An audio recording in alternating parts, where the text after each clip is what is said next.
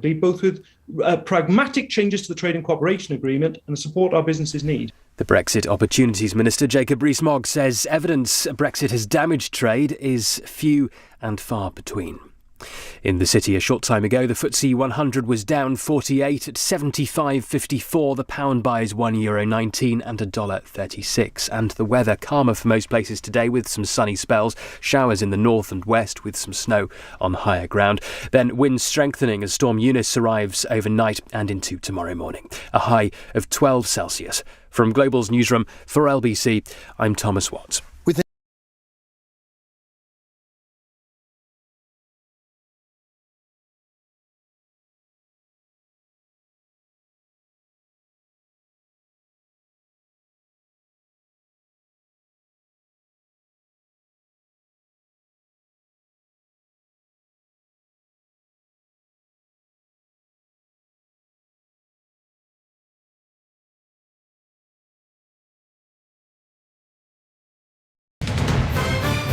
This is LBC from Global, leading Britain's conversation. Speak to Sadiq.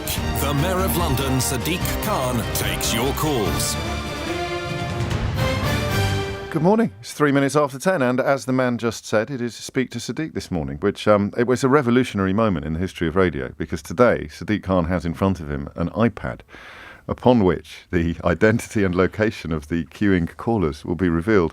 In previous years, weeks, months, I have scribbled the name, often illegibly, on small pieces of paper. Honestly, they could put a man on the moon, on small pieces of paper and handed them to Sadiq Khan, who has done his best to decipher and therefore read them. Good morning. Good morning. I suppose that's one of the advantages for now being the most listened to show on LBC. We try not to mention. Congratulations. Both that. Quality and quantity. I bet the chap that normally prevents breakfast is gutted. I'm sure he's absolutely delighted for me. 4 minutes after 10 is the time.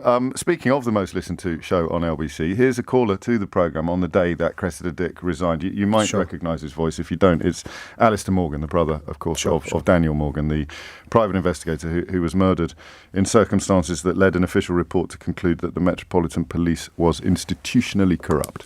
Well, I just thought it should have been done a long time ago when the report came out. I thought Sadiq Khan behaved disgracefully, backing her up at that point. This is the report that found the whole of the Met to be, the Met at the time, to be institutionally corrupt. That judgment is handed down, that report is published, and everything just carries on as normal. Yeah, exactly. So why now? Well, firstly, there is both an investigation from Her Majesty's Inspectorate and the Independent Office for Police Conduct looking into some of the issues raised by the inquiry into Daniel Morgan, Alistair's father. But I'm quite clear. My job as the Mayor, re-elected last May, is to stand up for London. And when it comes to the police, I've got two really big roles. One is to support the police in the work they do in relation to fighting crime, reducing crime, and that includes supporting the Commissioner and those dedicated, decent, brave officers who police our city. Secondly, it's to hold the police to account, particularly when we know the link between trust and confidence, victims coming forward, witnesses coming forward, communities working with the police, and the effectiveness in fighting crime. And any of your listeners who have read, it's a public report, by the way, the report from the Independent Office for Police Conduct that looked into the behaviour of dozens of officers in Charing Cross Police Station. And in the words of the IAPC, not isolated, not historic, evidence of overt racism, sexism, homophobia, misogyny, discrimination, and the like, will understand the importance of me saying to the Commissioner, and there's a public interest in me divulging these parts of the conversations I have with the Commissioner. Firstly, it's really important that the deep cultural issues that lead to this sort of overt racism, sexism, homophobia, misogyny are addressed. And secondly, there is a need for an urgent plan to restore trust and confidence. And in my view, the current leadership didn't understand the scale of the change. So Charing Cross was the straw that broke the camel's back. Are we talking about an incremental concern of which this became the final straw? Or if that had happened in isolation, would Cressida Dick still be in her job? Well, I mean, I'm not going to go over the various conversations, but you can take Charing Cross by itself. Right.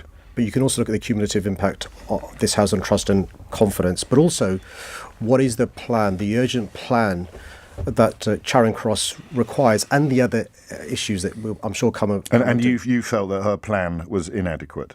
To address both the issues that I've talked about for the last few days and weeks. The Times reports this morning that you demanded she sack rogue officers at this police station or face personal suspension. They also point out that is not a power that either you nor her have. You can't suspend her and she can't fire these officers. So Matthew Thompson, my colleague, tweeted this morning, the Times says Sadiq Khan asked Cressida Dick to sack Charing Cross officers. She couldn't and resigned, but if the Mayor of London doesn't understand that the process for sacking officers is independent of chief constables, well, that's a bit of a problem. And I don't know whether you're aware of this, but about 15 minutes ago, the Met Police Task Force, which is a blue-tick Twitter account, retweeted Matthew Thompson's criticisms under the phrase exactly this. Let me deal with both those issues. Firstly, and it pains me to say this, but Matthew Thompson is wrong. And I'm afraid your summary of the Times report and the Times report is inaccurate. My summary is correct. The Times report might be inaccurate. Absolutely. Your summary of yes. you summarised the article, okay. And the article is not right. That isn't the position. But I'm not going to hide my anger and disgust at these officers. There's a second issue in relation to... So you didn't... I mean, what you're disputing is that you didn't say sack these officers or go. No, I didn't. And I'm well aware of the She's told people that you did. As far as I can tell, several sources have said that Dick spoke of the threat during a video call on Friday morning when she explained her departure to more than 100 senior Met officers. She spoke of how Khan was furious about the Charing Cross case, in which officers joked about rape, domestic violence and killing black children. The Mayor was particularly angry that 9 officers remained in the force, with 2 having been promoted. Dick said she explained it was an independent process by the police watchdog and that several of the officers were charged with lower-level disciplinary offences, which meant they could not be dismissed. Some of that is accurate. Right. I was angered and disgusted by what a number of Metropolitan Police officers, serving officers, said. I was concerned about the impact on trust and confidence. It is not the case that the Commissioner was given an ultimatum to sack them or she would be sacked. But it's worth making this point.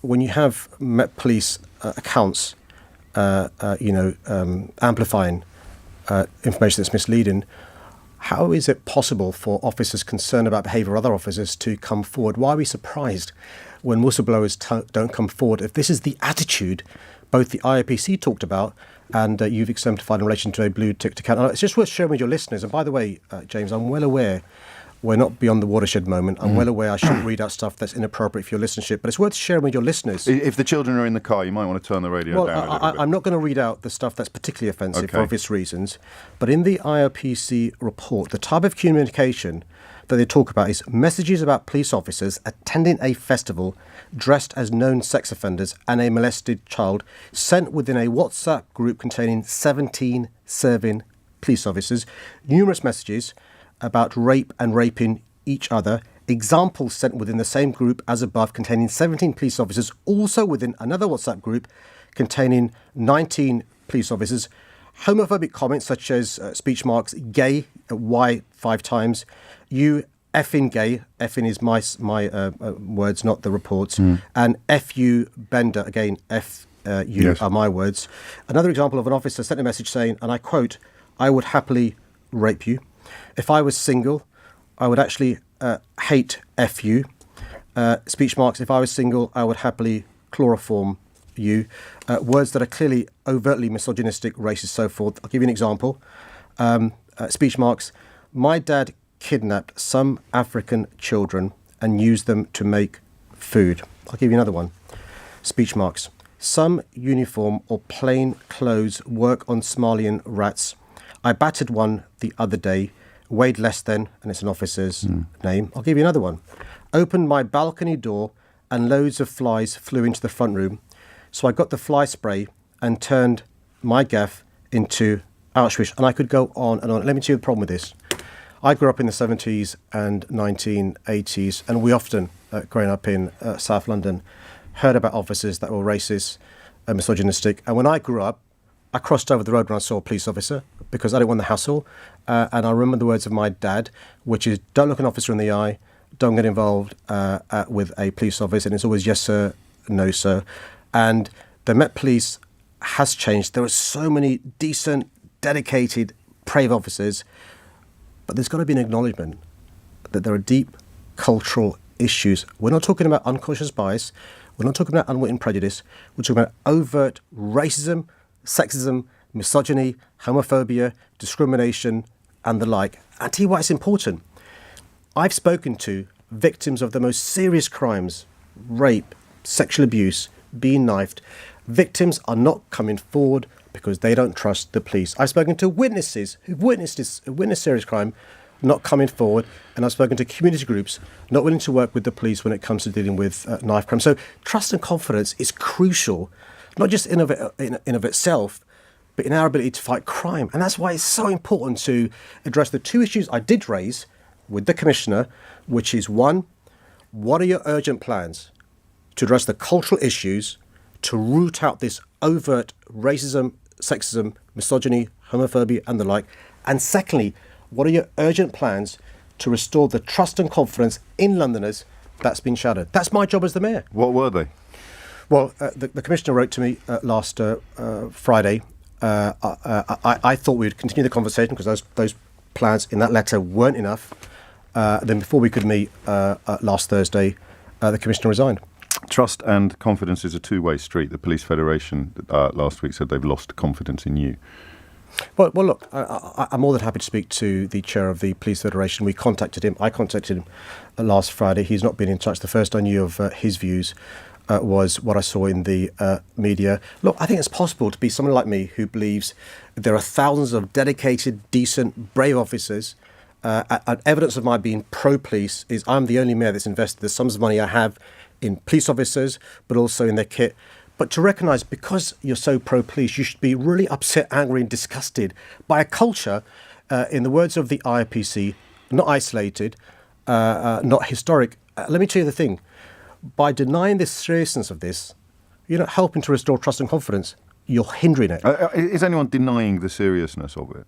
Well, I think if you explicitly, talk about wrong uns, quote unquote, or a few rotten apples, you don't understand what the IPC highlighted. And by the way, no, but it explicitly said these are not rotten apples. But are you? I mean, who exactly are you accusing of denying the severity of these offences? Well, I think the current leadership clearly hasn't got a plan to address the deep cultural issues because they don't take it as seriously as you do. Right, there are three parts of an equation in any leadership when it comes to addressing a serious issue. One is you acknowledge there's a serious issue. Two is you've got a plan to address the serious issue. And three, you implement the plan.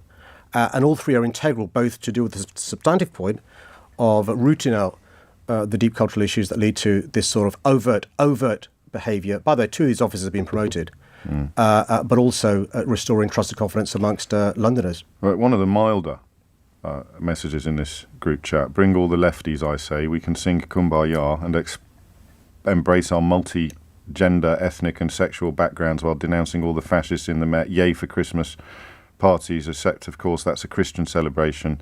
We believe in all religions, so it's not on. Stick to our own. I read that one out, A, because it sounds like some of the texts I get while you're in the studio once a month, and B, because it explicitly stated in that report that this is not a case of a few rotten apples. It's endemic and or institutional. Look,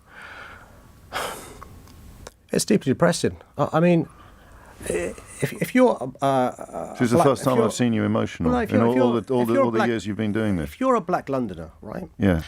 If you're a woman, how can you hand on heart say officers with these views aren't treating you differently?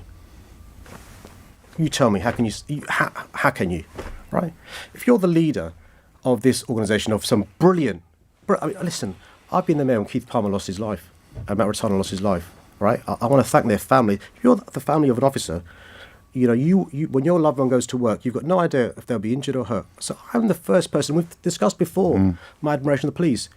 But how can you not be disgusted by the deep cultural issues that allow people with these views to be sharing these views with other officers? No challenge, no reporting to whistleblowing. And that's why I say, with respect to the chair of the Police Federation and to the person responsible for that Met Police official account, amplifying misleading information, are you making it easier or harder for officers who witness this to come forward? Are you making it more likely or less likely that Londoners will have their trust and confidence restored in the police service? And this is a police service that I admire, but there are deep cultural issues where you've got a situation where overtly people are using this sort of language. I see this, of course, James, is personal to me. I'm a person of colour, right? I'm somebody of Islamic faith who is the mayor of the most diverse city in the world. And that's why I want a police service that understands the complexities of our city, of course, but understands the importance of having trust and confidence with our citizens if we're going to meaningfully police by consent and fight crime and keep our city safe. Should we take a call? The first call is from Enfield. It's Colette. Good morning, Colette. Good morning, Mayor Khan. And can I just say congratulations about the use of the laptop. And James, I have to say, listening figures, oh, yes. No, just get on with it. You're very kind. But seriously, we've got big issues to discuss. Sorry. I think I regret my question in light of what I've just heard. That's interesting. Mayor Khan say. Ask it and anyway. My question was, do you have any regrets about the manner in which you contributed to Commissioner Cressida Dick's resignation? Colette, thanks for your question. Look, Colette, I think it's also possible to put on the record, as I've done in the past, and I'll do so again, my gratitude to Cressida Dick for her 40 years plus service as a public servant and as a police officer. To say it's difficult when you believe somebody you've worked closely with for the number of years I have has lost your confidence. But Claire, Londoners last May voted me to be their mayor for a reason, to stand up for them.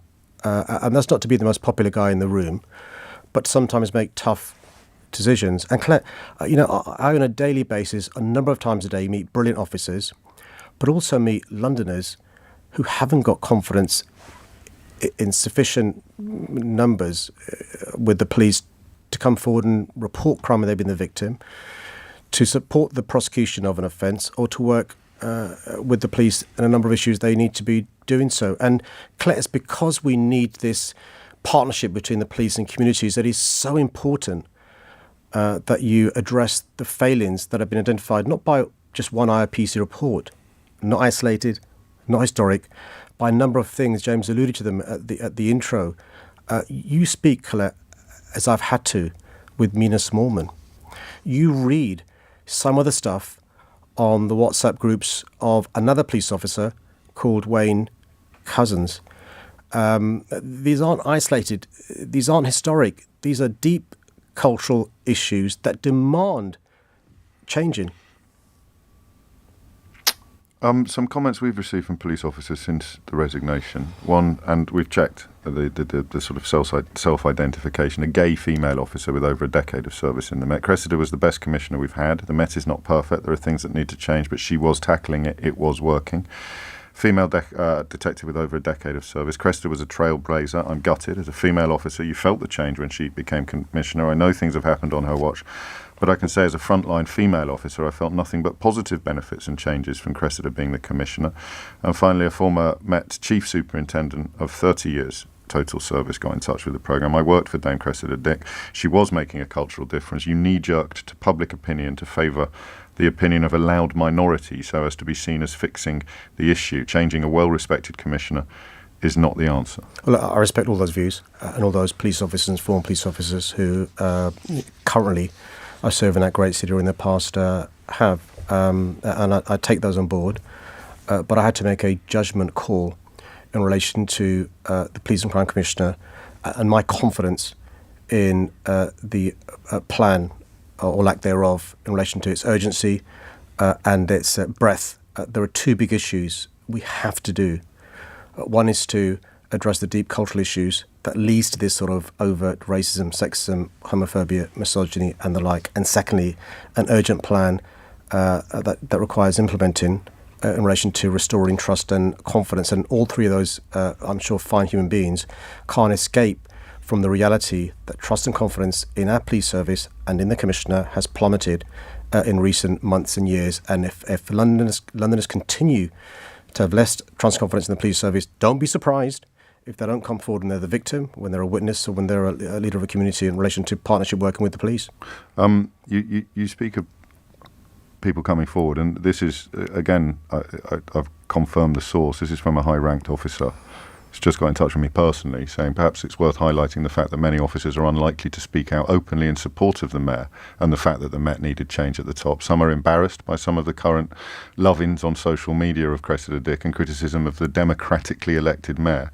We should also reflect upon the fact that he is our first Asian Mayor and what that means for our diverse communities. Police leadership can sometimes forget that we are there for the public, not ourselves. It's what's best for the public that matters, and change was needed. I just offer that as balance to the comments. Just to say those, thank you for that. But the three other police officers who we've been inundated, my office, with police officers contacting me and us, whistleblowing on some of the bad behaviour, and also recognising the importance of the change required at the top. But it's not a tit for tat, because I recognise, and I've paid tribute to the public service the Commissioner has done, but also I recognise we've got tens of thousands, I say this genuinely and sincerely, of dedicated, decent, brave police officers. Should we take another call? The second caller is also from North London. It's Lindsay from Barnet. Good morning. Good morning. You, as the London Mayor, have publicly declared that you have no trust or faith in the Met Police when they have been acting under your jurisdiction as Mayor and under the vision you set out in your London plan, which states your strategic direction of policing in London. Cressida Dick has now resigned. Why haven't you? Aren't you just as culpable, if not more so, than the Met Police? Well, thanks, Lindsay. Thanks also for reading my police and crime plan. Very few Londoners do. I've not said, by the way, I've not got trust and confidence in the Met Police Service. That's not what I've said. It's in relation to the leadership recognising the scale of the change required. And Lindsay, I did reapply for my job last May, and I say this with humility, but also with pride. Never before has a sitting mayor received as many votes as I did, and I stand by my record. And one of my jobs as the mayor in standing up for London is not just to support the police in relation to fighting crime, support the police, unlike previous mayors, in relation to record numbers of police officers joining the police service, giving them the right kit they need, but also holding them to account. That's one of the roles of the Police and Crime Commissioner. That's one of the reasons why I took the decision I did over the course of the last few days and weeks. Is it optimal to have the appointment of the next commissioner in the hands of a woman who's been found to be a bully by an independent inquiry, and was, given that we're talking about diversity and social change, was publicly comfortable with football fans booing footballers taking the knee? Well, look, I mean, the legislation is quite clear that the Home Secretary appoints the commissioner. The good news is that legislation also says, with due regard to the Mayor of London, and I've got no doubt the Home Secretary will be incredibly professional when it comes to recruiting the... But you could end up with a commissioner less concerned about the things you're talking about today than Cressida Dick was. Yeah, one of the things I've got to say to Londoners is, I will not support the appointment of the next commissioner if I don't have confidence that he or she understands the importance of addressing these deep cultural issues. Do you sit on an interview panel or anything like that? Yes, the way it works is there's a long listing process, and not just British police officers, but the law was changed to allow officers from Australia, Canada, New Zealand and America to apply.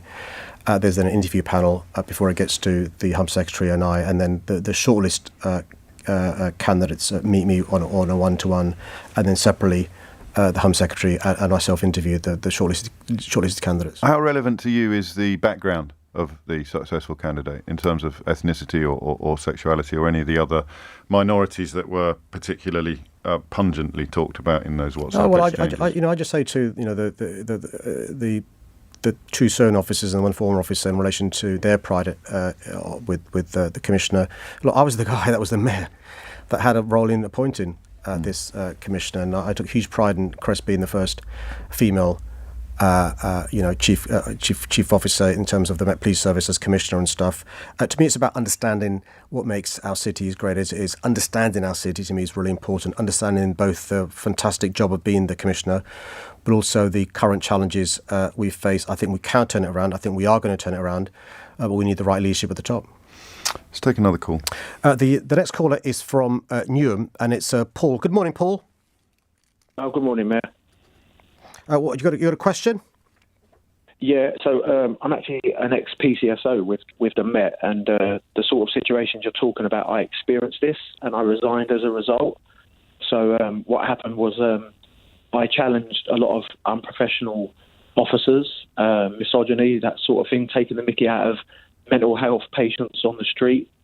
And from the time when I complained, I was totally isolated. And then the line manager, I sat with the line manager and the officer who I complained about, and I was told when I kind of recounted what they were doing on patrol, like saying sexual comments about members of the public, I was told misogyny is just a matter of opinion.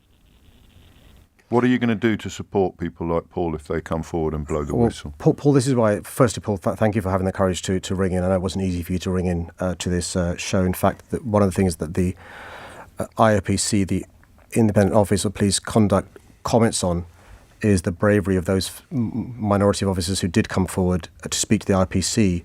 The problem is, Paul, officers aren't challenging some of this sort of overt language. It's not good enough to be a bystander. You've got to be challenging this, and it's really important that officers do. And that helps restore the trust and confidence of the public, but also addresses officers with these sorts of prejudices.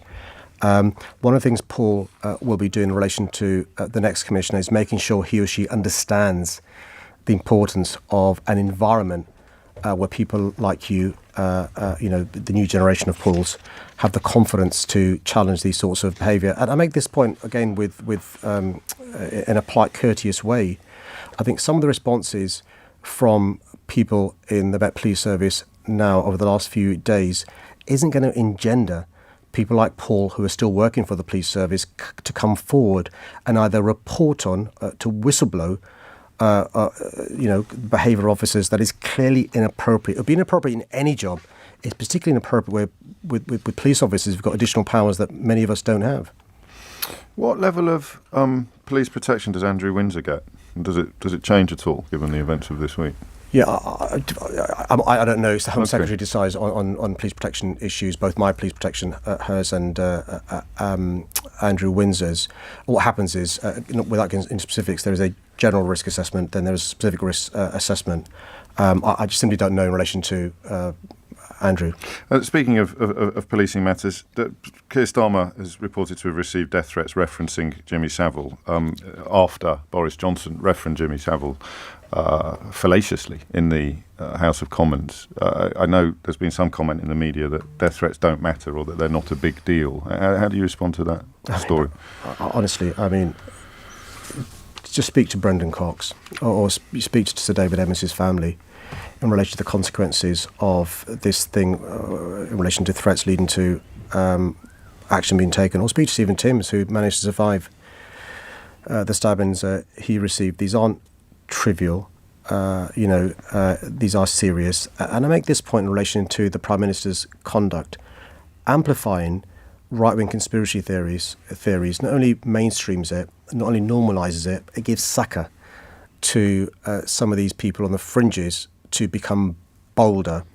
And also, what it does is it deliberately muddies the water. It's a dead cat that serves two purposes. One is the more we repeat these slurs and these lies, the more it becomes normalised and people start believing it. But secondly, it distracts from the really serious issue about the Prime Minister who makes the rules breaking the rules. And that was the clear tactic from Boris Johnson. But the consequence is Keir Starmer is receiving death threats. The consequence is, I'm sure that his protection has been reviewed, and we know that it's been taken seriously. And I tell you this, I've not spoken to Keir's wife Vic or his family and stuff or his friends, but just think about the distress it's causing them, knowing that every day Keir Starmer goes to work, even when he's at home, he's at risk, and there's a link, I'm afraid, between the death threats he's received and the language used by the Prime Minister. And we can't escape that. There's a cause and effect. Speaking of the Prime Minister, it's reported today the Cabinet Office have asked the Met not to publish any photographs that may have come up in their investigations into the numerous Downing Street parties. Who has the heft in that exchange? Well, there's two issues here. One is what the Cabinet Office does and doesn't do, and that's an issue for the government in relation to Cabinet Office publishing photographs and all the rest of it. In relation to any police prosecution, what normally happens in relation to police prosecutions, because we believe in open justice, is things become public. So we believe in open trials. There are very few trials that are held in secret, very, very, very few. And so open justice leads to greater public confidence. And I think we're going to be very careful about an impression being given that there's a inverted commas cover-up, or one rule for the Prime Minister and his colleagues, mates, so forth, and one rule for the rest of us. And that's why, I'd say to those who are involved in the prosecution and those in the Cabinet Office, you should be doing your job without fear or favour. And let's not change the rules because of the request from the Prime Minister or a perception of consequences if you don't. But you can't insist that the pictures are released. No, I've got no locus in relation to it. And by the way, for a good reason. Okay. Just think how inappropriate it'd be for me, a Labour mayor, getting involved in operational matters where a Conservative politician is being investigated. There are some countries around the world where the police do have their arms twisted in relation to operational issues. I think it's right, by the way, our system, where I've got no influence in relation to whether the police do investigate Boris Johnson, what's published and so forth. And I've always, as the mayor, been cognizant of the importance of me understanding which side of the line I should be on. You have to go. You've got a speech to deliver. It's quite an important one. Yeah, well, today, James, and I know you've been a friend and an ally of Rosamond Kesey Deborah for a number of years. For those of your listeners that don't know, Rosamond is this amazing woman whose poor daughter Ella lost her life in 2013. And the coroner who held an inquest for the first time in the history of this country as one of the causes had air pollution. Air pollution caused, in fact, by toxicity from vehicles. What we're doing today is we've got the likes of Professor Chris Whitty, Professor Stephen Holgate, some of the world's leading experts, but also national government, regional government, local government, Rosamond and many others coming together to work upon what we can do to raise awareness of the consequences of air pollution, but also to take action to make sure people are more aware when the air is bad, air quality alerts, what we can do to make sure health professionals take better care of their patients and so forth. A good example of an ordinary Londoner doing extraordinary things caused by the tragedy of losing her daughter. And you better go off and meet them. Thank you. Sadiq Khan, many thanks indeed. Stay safe. 10:34 is the time. Speak to Sadiq returns next month. Thomas Watts is here now with your headlines. London's mayor has denied issuing an ultimatum to the Metropolitan Police Commissioner before she resigned. Speaking to LBC, Sadiq Khan's rejected reports. He told Dame Sadiq to sack rogue officers or face suspension herself. Kiev has accused Russian-backed rebels in eastern Ukraine of firing shells at a preschool. It follows warnings by